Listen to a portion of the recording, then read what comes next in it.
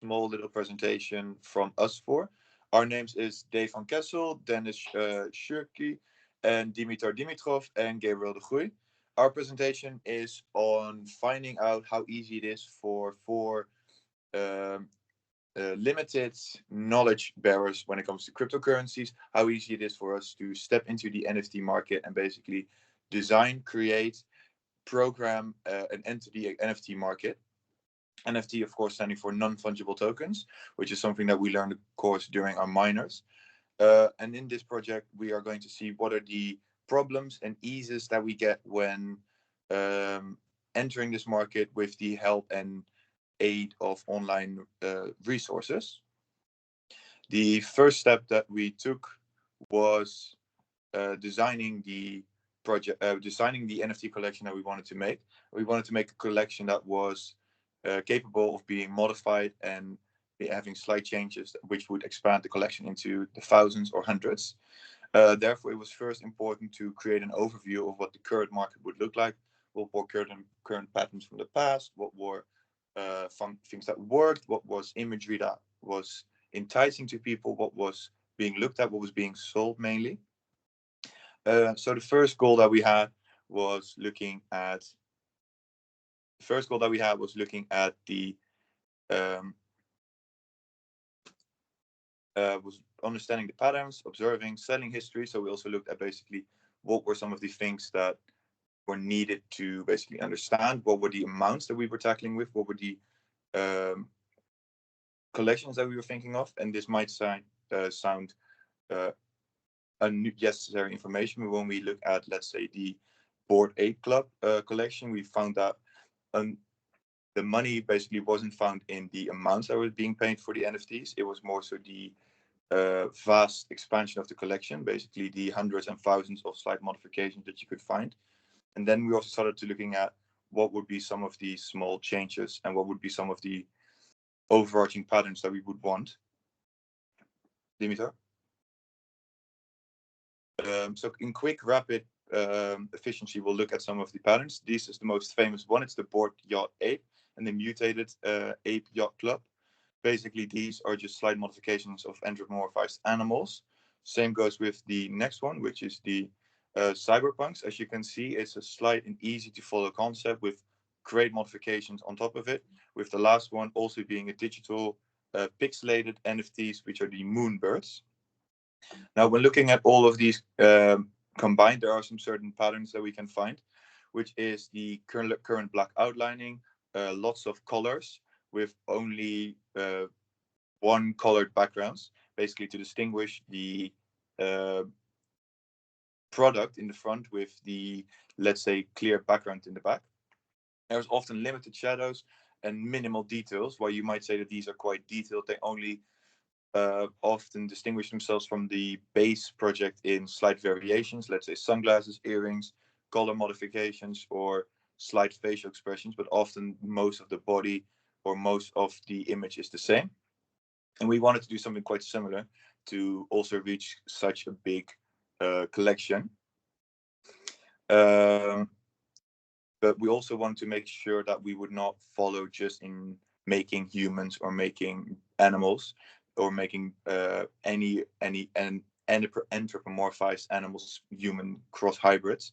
Therefore, we wanted to distinguish ourselves by focusing on flowers with a clear black outline, sort of cartoonish, as you would easily find in children's drawing books. And this would be able to make it easy to distinguish from layers, from the upper layer of the flower, let's say the core, from the tiny petals in the back. And we would also hope to subconsciously connect this to the idea of beauty in the back of your mind.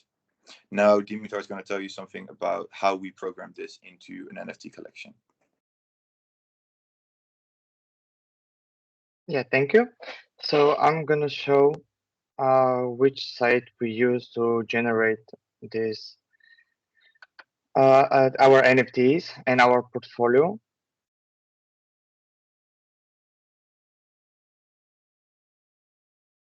Yeah, just to... So this is the site that we use, Mine Tables.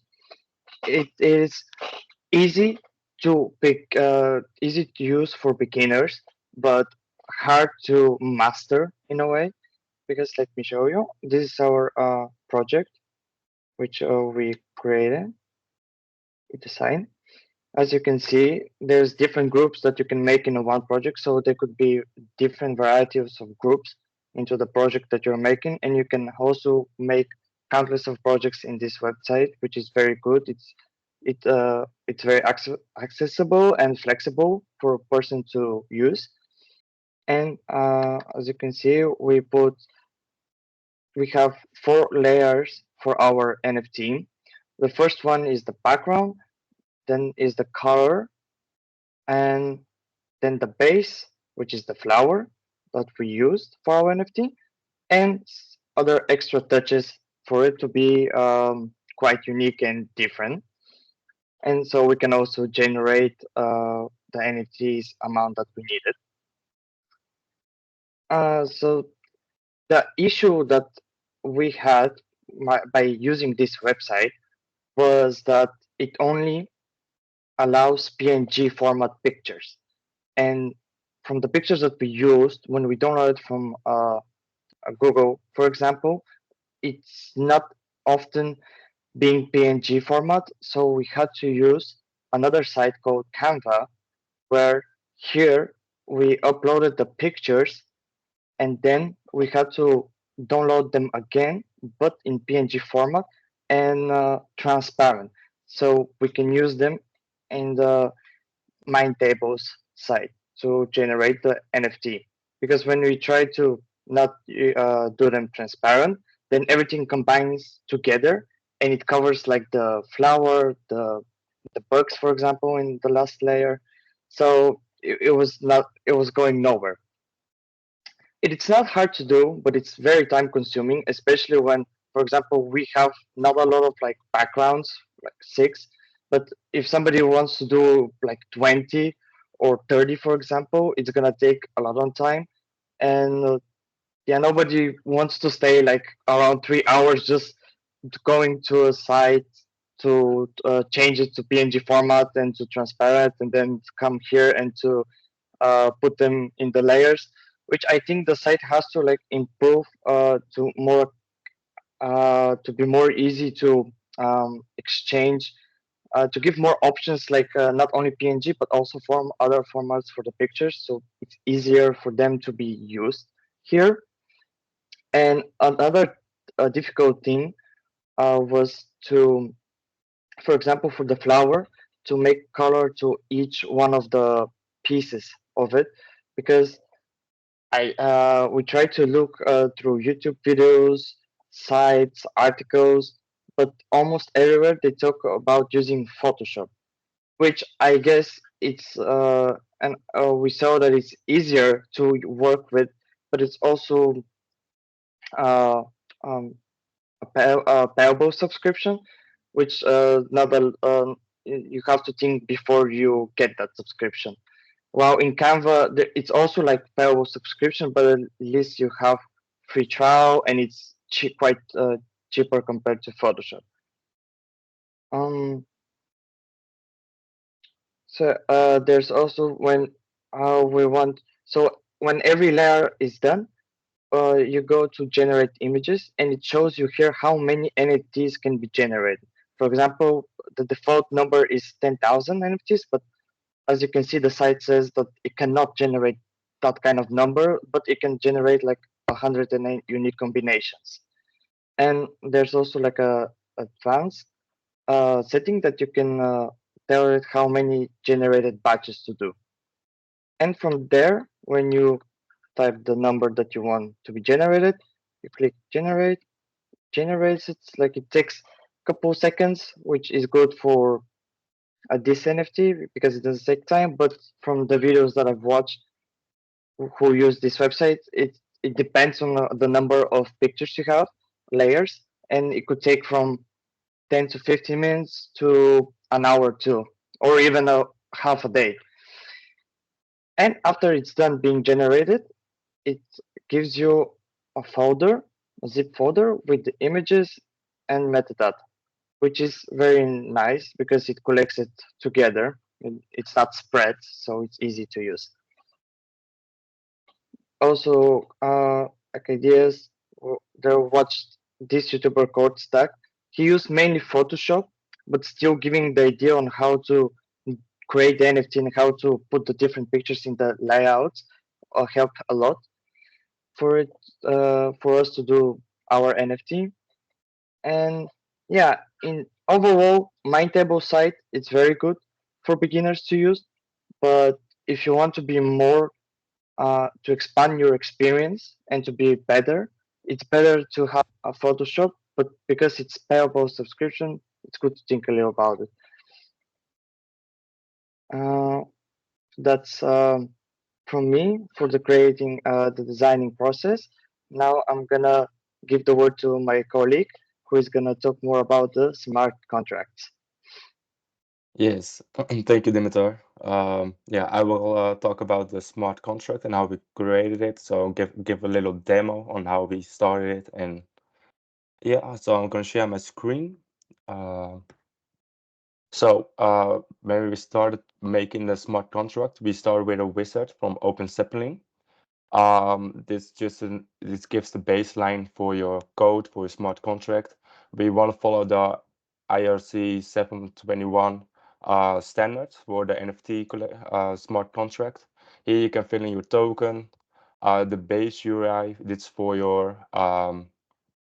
um, for your metadata where it's stored. You can have different features. So we want to have a mintable because we want to mint the NFTs we want to create.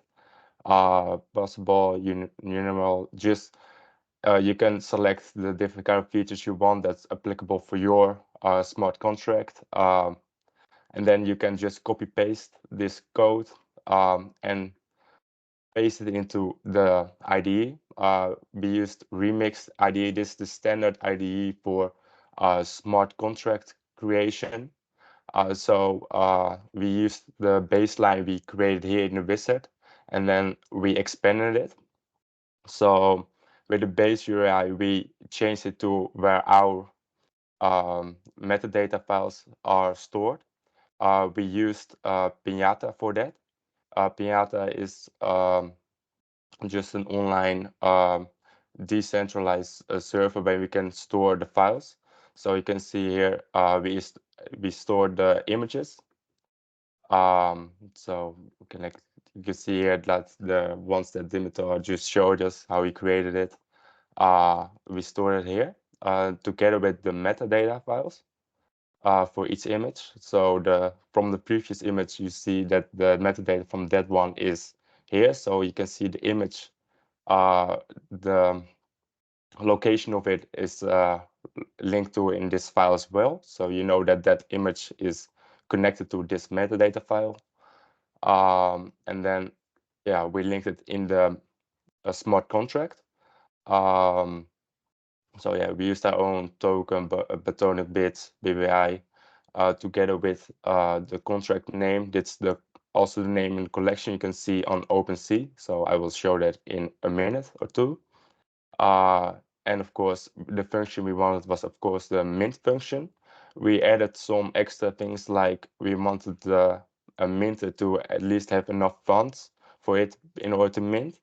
And we only have 100 NFTs, so therefore we wanted that once 100 NFTs are minted, no one can mint any more NFTs because we don't have any. And then um, once that requirements are done and are passed, then the NFTs are created and minted by the minter.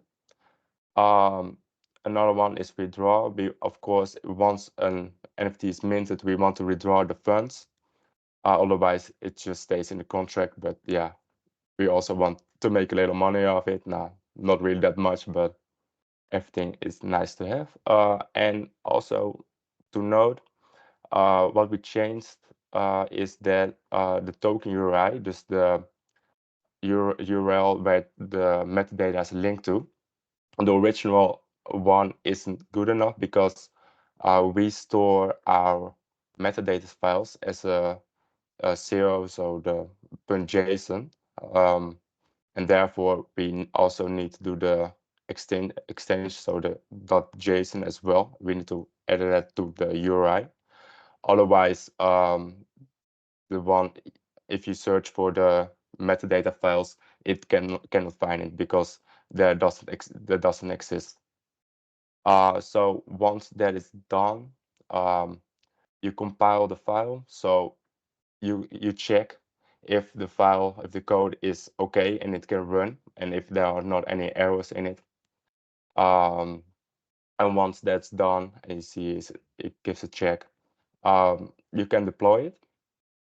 So we already deployed it, and you can see it gives a public mint function being added, and together with other different function as well that's already in the contract, because our contract extends from the ERC 721 standards. So the other functions are already there because we imported it from this part. So that's how we create this contract. And once we deployed it, you can see on Etherscan or Sepolia.etherscan in this case, that the contract is deployed, and that you can see that the function public mint has already been done before in order for us to mint the NFTs we created. So when we mint the NFTs, they were in the we wanted to list them to OpenSea, and just to go through it, how we're going to connect the metadata file to OpenSea. Let me get the metadata file. Oh,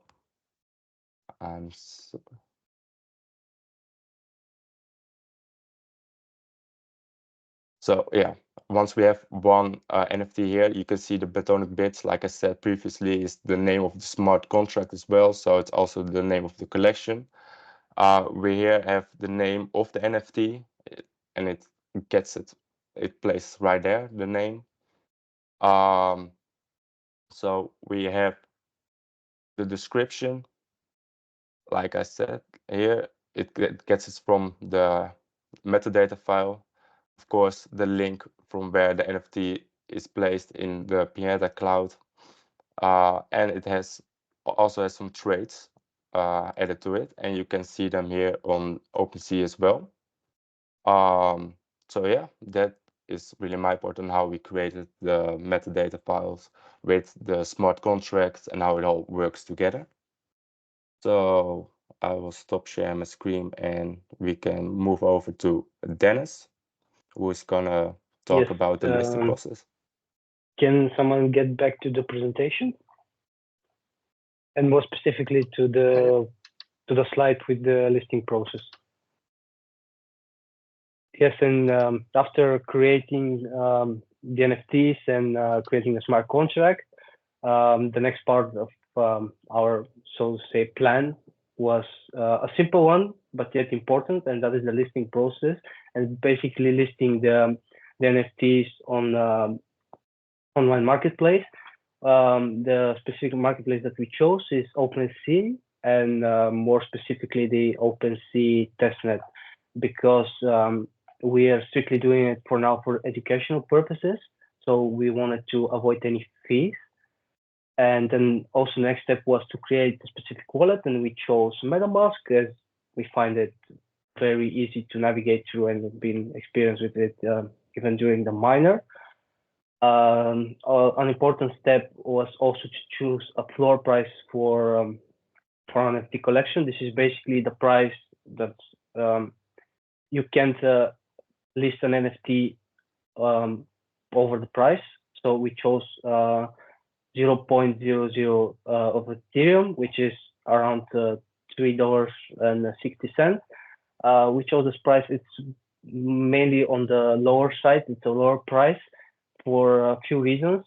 First of all, as I said, we are doing it strictly for purposes.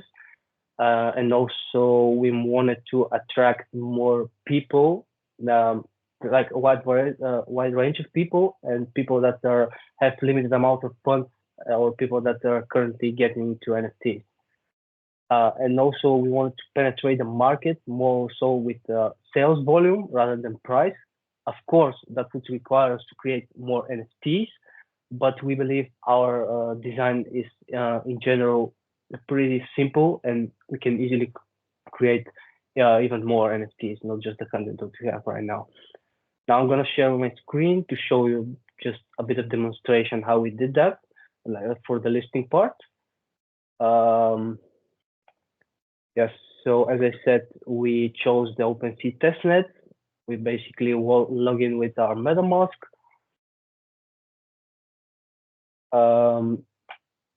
So usually you can create a collection or here, but we already minted our NFTs on the account. So they were already on OpenSea. And then all we had to do is basically here it says edit listing, but before you actually create the listing, you set add to listing, and basically you can when you do it, you have to choose the price and the duration for which you want to list your NFT. As I said, we chose the floor price. Each NFT is listed for the floor price and a duration of 1 month. Right now, this is if you want to set up a new price, and there is one mistake that I personally did is listing one of the NFTs in a wrong price, and then I've just changed it. But if there wasn't a test net, changing the price once or twice, every time that you do it, it would require us to pay a gas fee. So this is another key takeaway that we can take from that is to be careful when you do the stuff, because in an original network, it would require you to pay the gas fee even twice. And with each listing, when you press on it, you can see the current price, also as Dave showcases the metadata, and you can also track the price of the NFT after it was sold. There is also, I believe, yes, a section which I can open right now to showcase you the activity on the account and NFT sold, which actually brings us to our next part. I'm gonna stop sharing my screen. That is the monitor process. In this part, we had to show you our NFTs and how many we sold. Unfortunately, we did not sell any. And what we believe the main reason for that is mainly time. We feel like we've been limited in time, and because we are actually busy persons, and like we have been busy with the minor and other subjects, we couldn't get the NFT on the market on the desired time. So we find it as a key takeaway that if you want to enter the market in NFT, you have to be patient for first. So that's what's pretty much it. If I can then finish up behind Dennis, one of the core goals of this project was to find how easy it was to enter the market, basically have everything locked and loaded, have the NFTs, have the smart contracts, have the knowledge, have the accounts, have everything basically ready. It's now that we have entered and that we're looking eagerly to sell, because we are, of course, greedy capitalists. It's now that we find that there are so many more steps after this process that we need to fulfill. Back when NFTs first had their bull run, it was also due to a great deal of media, a lot of advertisements, a lot of influencers basically trying to sell their audience to partake in this market. While currently NFTs have basically become this more sub product, so to say. It's not really something you have, it's something you digitally own. It's not something you can then also use as a DLC in a game or anything like that. It's currently just a pretty image to look at. So for future, we could definitely look at marketing strategies, or we could look at what we could do to influence people to partake in these markets. However, when it comes to our main objective of this project, we now know how easy it is to just follow online protocols, to just follow online rules, to just follow online programs, and to get into the market basically from scratch. And that was the main goal. If we were to do this project in future and we were to basically want to improve upon it, we would highly advise anyone to pick different programs like Mintable, use something else to see to digitally program your NFTs. We would suggest everyone to use something else, and OpenSeas to basically make your smart contracts. We would basically advise you to use all different kinds of links, sources, and websites, and of course make the NFTs different, and then see based on all these differences what was easier, what was more difficult.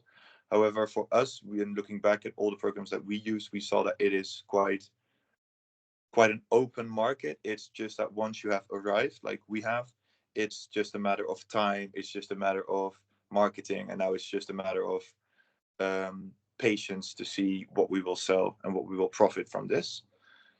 I thank you very much for helping us during this minor, and this will be the end of our presentation. Thank you.